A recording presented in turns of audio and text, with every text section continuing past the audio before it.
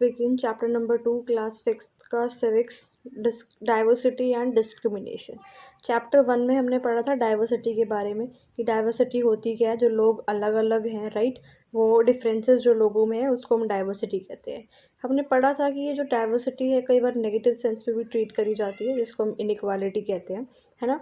तो वही हम इस चैप्टर में पढ़े कि डाइवर्सिटी होने की वजह से हम कैसे लोगों को डिस्क्रिमिनेट करते हैं। डिस्क्रिमिनेट मतलब लोगों को गलत तरीके से हम ट्रीट करते हैं, वो हम इस चैप्टर में पढ़ेंगे, ठीक है। अब देखो, हमें आसपास बहुत सारे लोग दिखते हैं, वो हमारे जैसे नहीं रहते, जो हम खाते हैं वो नहीं खाते, जो हम लैंग्वेज बोलते हैं वो नहीं बोलते। तो अलग अलग लोग हैं। अब अलग एक रीजन का अलग कल्चर है, क्यों? क्योंकि उसकी जोग्राफी अलग है, उसकी हिस्ट्री अलग है। जैसे इंडिया को देखें तो इंडिया एक बहुत ज़्यादा डाइवर्स कंट्री है, राइट। इंडिया में पूरी वर्ल्ड में जनरली 8 रिलीजन्स होते हैं और 8 के 8 रिलीजन्स इंडिया में फॉलो होते हैं। हमारे यहाँ पर 1600 से ज़्यादा लैंग्वेजेस हैं, बहुत अलग अलग डांस फॉर्म्स हैं, है ना। ये डाइवर्सिटी जो है वो इंडिया में इतनी ज़्यादा है। कई बार ऐसा भी होता है कि जैसे मान लो हम किसी और स्टेट में चले गए या कहीं और रीजन में चले गए, तो जो लोग हमारे जैसे नहीं होते, हमारे जैसे लैंग्वेज नहीं बोलते या हमारे जैसे काम नहीं करते, हमारे जैसे नहीं रहते, हमें उनके साथ टाइम स्पेंड करने में या उनके साथ रहने में थोड़ा सा अजीब सा फील होता है ना। स्ट्रेंज सा लगता है, अनफेमिलियर सा लगता है। जिनके एटीट्यूड हमारे से मैच नहीं करता, जिनके ओपिनियंस हमसे मैच नहीं करते, उनके साथ रह के हमें थोड़ा सा नेगेटिव सा फील होता है। नेगेटिव इन द सेंस थोड़ा स्ट्रेंज फील होता है, राइट। अब देखो, मान लो मैं आपको बोलूँ गांव, अगर मैं आपको गांव बोलूँ तो आपके दिमाग में क्या आता है कि एक थोड़ा अनडेवलप्ड सा एरिया है, वहाँ पे बहुत सारे एनिमल्स हैं और अच्छे खासे घर नहीं बने हुए जैसे सिटीज़ में होते हैं, राइट। तो मतलब हम लोगों को जज कर रहे हैं, है ना। मैंने तुम्हें गांव बोला तो आप जज कर रहे हो कि वहाँ के लोग तो उनके स्टैंडर्ड्स नहीं होते, ऐसे होते हैं वैसे होते हैं। ऐसे अगर मैं गांव वाले लोगों के सामने बोलूँ शहर के लोग, तो बोलेंगे वो शहर के लोग तो बहुत पढ़ाकू होते हैं, पैसे कमाना होता है उनको, किसी से कोई मतलब नहीं होता, कोई भाईचारा फॉलो नहीं करते और बहुत आलसी से होते हैं, और हम गाँव में तो कितना काम करते हैं, है ना। तो ये चीज़ें हमारे दिमाग में सेट है पहले से, बट ऐसा कुछ नहीं होता, ठीक है। तो एक टर्म है प्रेजुडाइज। प्रेजुडाइज का मतलब होता है किसी हम एक बंदे को नेगेटिवली जज कर रहे हैं या उसको अपने से नीचे मान रहे हैं कि भाई ये तो हमसे नीचे है, ठीक है। अब जैसे मान लो मैं ये मानूँ कि यार इंग्लिश तो बेस्ट लैंग्वेज है ना। अब जिस बंदे को इंग्लिश नहीं आती वो बंदा तो अच्छा नहीं है, राइट। तो मैं उस बंदे को जज कर रही हूँ कि उसको इंग्लिश आती है नहीं आती इस बेसिस पे। अगर उसे इंग्लिश नहीं आती तो वो इन्फीरियर है, यानी कि मेरे से कम होशियार है, मेरे से नीचे लाई करता है। तो इसको हम कहते हैं प्रेजुडाइज, राइट। अब प्रेजुडाइज मतलब हम किसी बंदे को नेगेटिवली जज कर रहे हैं, उसको अपने से नीचे मान रहे हैं। अब किस सेंस में कि भाई वो कौन सी लैंग्वेज बोलता है, या उसके स्किन के कलर पे, है ना, या वो कैसे कपड़े पहनता है।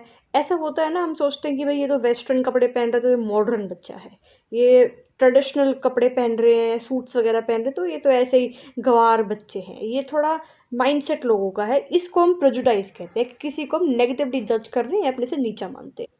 अब ऑब्वियसली ये चीज़ें बहुत बार हमें हर्ट भी करती है ना। ओके, अब एक चीज़ है स्टीरियोटाइप्स। स्टीरियोटाइप क्या होता है? मान लो मैं आपको बोलूँ एक बात कि वो बच्चा रो रहा है। अब वो बच्चा बच्चा क्या वो एक लड़की है या लड़का? तो मैक्सिमम लोग बोलेंगे लड़की, क्योंकि लड़कियाँ ही तो रोती हैं, लड़के कहाँ रोते हैं। बट ऐसा कुछ भी नहीं है, ये सिर्फ हमारी एक सोच है ना। अगर मैं बोलूँ कि यार इस बच्चे के फुल मार्क्स आए हैं, तो सोचेंगे लड़कियों के आते हैं फुल मार्क्स, लड़कों के कहाँ आते हैं, है ना। या मैं बोलूँ कि ये जो बच्चा ये गाली दे रहा है, तो बोलेंगे लड़कियाँ तो नहीं दे सकती गाली, लड़के ही देते होंगे। तो ये हमारी एक इमेज क्रिएट हो रखी है माइंड में। तो जब हम लोगों को फिक्स करते हैं एक इमेज में, तो हम एक स्टीरियोटाइप बना देते हैं कि हाँ ये चीज़ है तो ये होगी, अगर बच्चा रो रहा है तो वो लड़की है, लड़के नहीं रो सकते। तो आगे जाके जब लोग बच्चे बड़े होते हैं तो जब कोई लड़का रोता है ना, तो कहते हैं देख कितना कमज़ोर है, बता लड़का होके रो रहा है, ऐसे बोलते हैं लोग। बट ऐसा कुछ भी नहीं होता। अगर लड़के रो रहे हैं तो वो दिख रहा है कि हाँ ये भी इंसान है, इनके भी इमोशंस हैं, ये भी हर्ट होते हैं। तो ऐसा नहीं होता कि सिर्फ लड़कियाँ ही रोती हैं, सिर्फ लड़के ही रोते हैं। तो इसको कहते हैं हम स्टीरियोटाइप। प्रेजुडाइज क्या था कि हम लोगों को जज कर रहे हैं नेगेटिवली, उसको हम अपने से नीचे मान रहे हैं। स्टीरियोटाइप क्या है कि हम लोगों को एक किसी फिक्स्ड इमेज में फिक्स कर रहे हैं कि अगर ये क्वालिटीज़ हैं तो वो लड़का होगा, ये क्वालिटीज़ हैं वो लड़की होगी, एक्सेट्रा एक्सेट्रा, ठीक है। अब ये इमेजेस देखो, ये बच्चे के हाथों में पैरों में दिक्कत है, तो इन लोगों को हम क्या बोलते हैं? इन लोगों को हम बोलते हैं डिसेबल्ड, बट सोचो उनको कितना गंदा फील होता होगा कि यार हमको डिसेबल्ड बोल रहे हैं। तो आजकल इनके लिए हम बोलते हैं चिल्ड्रन विद स्पेशल नीड्स, कि इनके बाय बर्थ कुछ प्रॉब्लम है, तो इनको हम डिसेबल्ड नहीं बोलेंगे, इनको हम बोलेंगे children with special needs, right.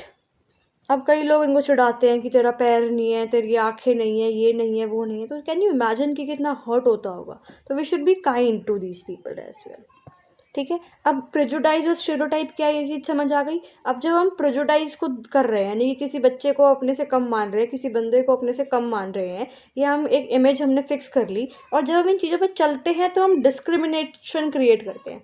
जैसे अब मैं बोलूँ किचन में खाना बनाना आना चाहिए, अब लोग बोलेंगे कि सिर्फ लड़कियों को आना चाहिए, लड़के क्या करेंगे खाना बना के।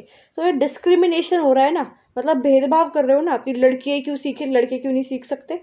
सिमिलरली कार चलाना लड़कों को आने चाहिए, लड़कियां क्यों सीखें। आजकल तो चलो फिर भी इतना ज़्यादा नहीं होता भेदभाव, बट स्टिल पहले के टाइम्स में होता था।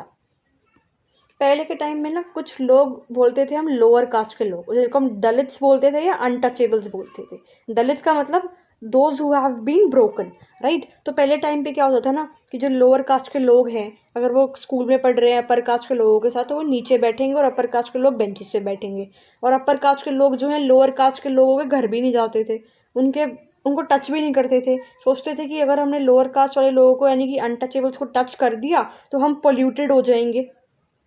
अब बी आर अम्बेडकर के बारे में तो सबने सुना ही होगा। B R Ambedkar is the father of the Indian constitution, ठीक है। ये भी एक अनटचेबल थे उस टाइम, जो कहते थे लोग लोअर कास्ट से बिलोंग करते थे ये, ठीक है। और ये महार कम्युनिटी से बिलोंग करते थे, दलित कम्युनिटी से बिलोंग करते थे, ठीक है। जब इंडियन स्ट्रगल चल रहा था, इंडिया को जब इंडिपेंडेंस मिल गई थी 1947 में, तब हम एक कॉन्स्टिट्यूशन बना रहे थे। कॉन्स्टिट्यूशन क्या होता है, एक ऐसी बुक जिसके अंदर हम रूल्स लिख रहे हैं कि ये रूल्स इस कंट्री में फॉलो होंगे, और अगर नहीं फॉलो हो रहे तो आपको पनिशमेंट मिलेगी। तो उस टाइम पे कॉन्स्टिट्यूशन बन रहा था, तो जो बी आर अम्बेडकर है, उन्होंने कॉन्स्टिट्यूशन को बनाने में बहुत ज़्यादा हेल्प करी थी, तो इसीलिए इनको father of the Indian constitution बोलते हैं। जो बी आर अम्बेडकर हैं, वो अपनी कास्ट के ऐसे पहले इंसान थे जो इंग्लैंड जाके लॉयर बने और अपनी कॉलेज एजुकेशन को ख़त्म किया। इन्होंने दलित लोगों को बोला कि आप अपने बच्चों को स्कूल में भेजो, कॉलेजेस में भेजो, एजुकेशन बहुत नेसेसरी है। और बी आर अम्बेडकर जो है, उन्होंने कॉन्स्टिट्यूशन बनाने में बहुत हेल्प करी। दलित जो लोगों की राइट्स हैं कि आप ऐसे लोगों को नहीं ट्रीट कर सकते कि लोअर कास्ट से बिलोंग कर रहे हैं, तो बाय बर्थ है, इसमें हमारी क्या गलती है, ठीक है। उस टाइम पे क्या था कि अपर कास्ट लोगों के लिए अलग टेम्पल्स से अलग पार्क्स थे, और लोअर कास्ट लोगों के लिए अलग टेम्पल्स से अलग पार्क्स थे।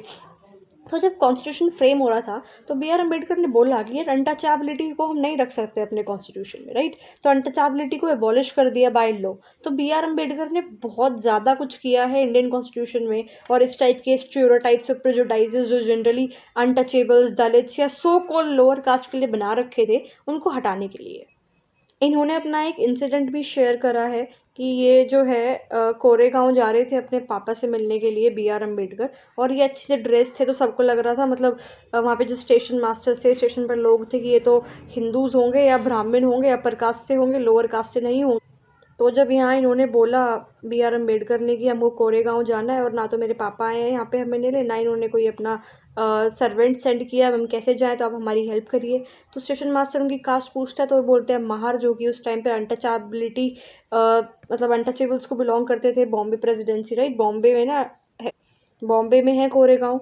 तो फिर उन्होंने इनकी हेल्प नहीं करी, क्योंकि क्या, सबने सोचा कि यार ये तो महार कम्युनिटी से हैं, लोअर कास्ट से हैं, हम इनको टच करेंगे, इनकी हेल्प करेंगे तो हम तो पॉल्यूटेड हो जाएंगे। तो ये अपना इंसिडेंट भी शेयर करते हैं। तो इसीलिए जब ये इन सब चीज़ों से जा चुके हैं, गुजर चुके हैं, तो इन्होंने सोचा कि अब इंडिपेंडेंट इंडिया में ये सब कुछ नहीं करने दूंगा मैं। तो इन्होंने दलित की राइट्स के लिए बहुत कुछ किया, ठीक है। जो इंडिया के लीडर्स थे, कि भाई वो दे वर स्ट्राइविंग फॉर इक्वालिटी, वो इक्वालिटी के लिए लड़ रहे थे।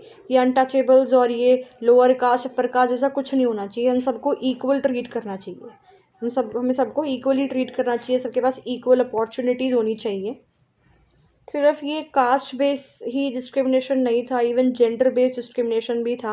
वुमेन के पास उस टाइम पे ऐसी राइट्स नहीं थी, बट जब कॉन्स्टिट्यूशन बन रहा था तो हमने वुमेन को वोटिंग राइट्स दी थी। और हमारे यहाँ पर जो है कंट्री में यूनिवर्सल एडल्ट फ्रेंचाइज लेके आया था। यूनिवर्सल एडल्ट फ्रेंचाइज क्या होता है, कि सारे लोग वोट करेंगे, बेशक उनकी कितनी भी लाइक एज तो चलो फिक्स कर रही थी 18, उस टाइम पर खैर 21 थी, बाद में 18 में चेंज कर दिया था जब राजीव गांधी प्राइम मिनिस्टर थे।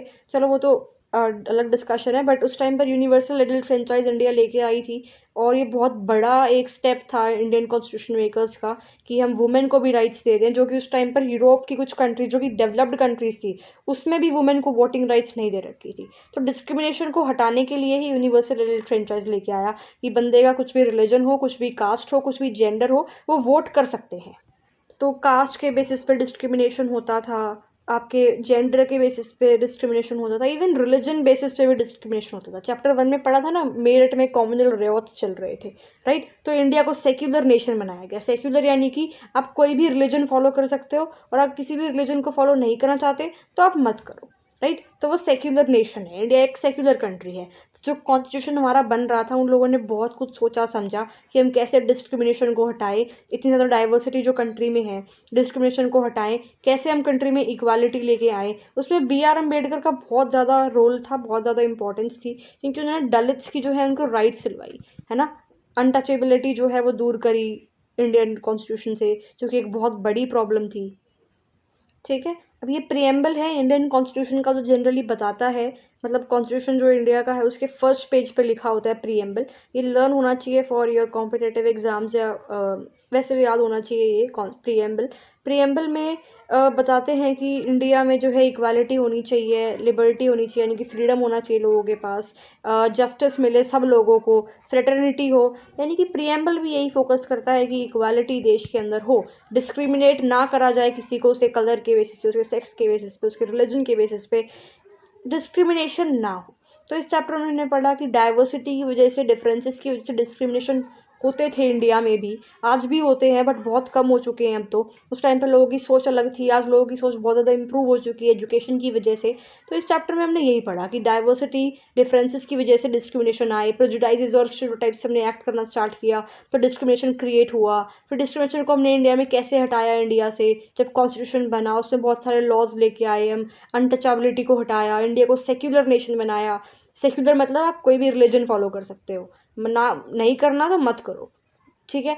तो ये सारी चीज़ें हमने अपने कॉन्स्टिट्यूशन में लेके आए, अपने प्रिएम्बल में लिखा, ठीक है, कि इंडिया जो है एक कैसा नेशन होगा। यूनिटी इन डाइवर्सिटी, दोबारा एक वही टर्म आता है कि इंडिया में यूनिटी है इतनी सारी डाइवर्सिटी होने के बाद भी, और उसको सक्सेसफुल बनाया हमने, हमारे कॉन्स्टिट्यूशनल मेकर्स ने, जिन्होंने कॉन्स्टिट्यूशन बनाया है उन्होंने इसको सक्सेसफुल करा इंडिया में, ये सारे लॉज ला के कि समानता होगी, वुमेन और मैन में कोई डिस्क्रिमिनेशन नहीं होगा। तो आप लोगों को भी ऐसा नहीं सोचना चाहिए कि गर्ल्स वीक हैं या बॉयज स्ट्रांग है, ये रिलीजन अच्छा है, वो रिलीजन अच्छा है, सब इक्वल है। इट्स चॉइस कि आपको कौन सा रिलीजन फॉलो करना है।